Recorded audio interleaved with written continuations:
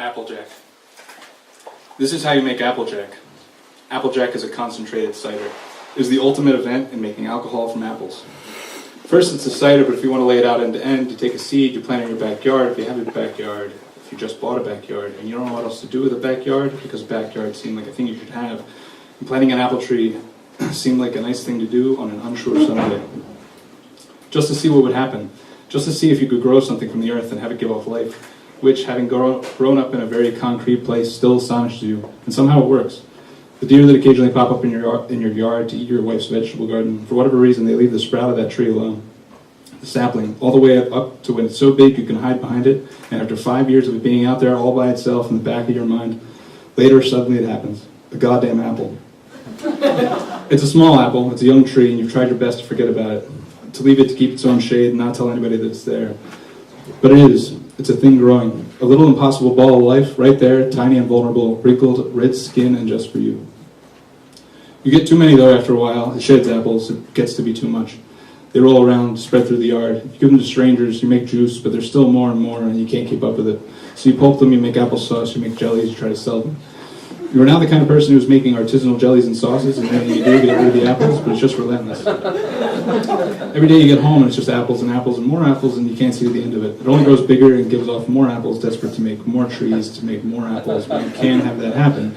You need to keep it contained, and how have we ever had enough time to cut down all the trees, to make homes, to make houses? It's impossible to see. We should clearly be losing this battle, and we probably are. Eventually it'll be just trees on forever again. They'll bury us all in the backyard. It's just something that'll happen. But it doesn't. Not right then, but it will pretty soon. I get lost in this for a while. I decided to make cider. It becomes something to focus on. I find out online that if you put sugar in the cider, it'll turn into booze. Free apples, free cider, free booze. Why not? And before you know it, the basement is full of buckets, little incubators for bad decisions.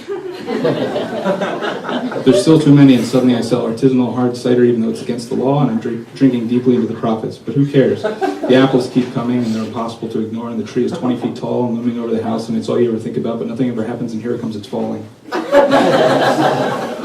tree got hit by lightning on the night. She asked me to sleep in the back room, and it split and fell into the house. It didn't look dead, but it had to be. How could it live through something like that? The house only caught on fire a little bit. The roof went up in patches. It crashed, and I woke up, and there was a burning branch to the roof. She ran in from our bedroom and found me. Thought I was dead or delirious. Thought I got hit by a timber, set on fire from sleeping through it. But she stumbled over the bottles by the bedside and retrieved for me again to call her mother and the fire department. I gave some to the firemen after it went out. After they hacked up half the tree, hacked up half of the tree that fell, and after they chipped it up into splinters and left it in a smoking pile in the yard. One of the firefighters told me to be careful about it. Told me that his grandfather had gone blind for making a homemade Applejack. He got a bad batch somehow. There's bacteria in the fermentation that will take your eyes. People think it's their fault just from drinking too much. But it's just bad luck. It could happen to anybody, but probably not you, you know. Not me personally, but I could see how a terrible thing could happen to someone. How something like that could ruin you. You take the cider and you freeze it. Transfer the cider into 2-liter bottles and just stuff the freezer with them. Buy a second freezer, put it in the back room with a hole in it. Fill that. Get it all as cold as possible. Don't patch the ceiling for winter. You want to freeze the water. You want to separate the water from the alcohol. It's a process called fragmenting, like you're splintering, splitting, chipping. You take the purest thing you can think of, you add sugar so as to ruin it, and you divide it down the middle again and again and again.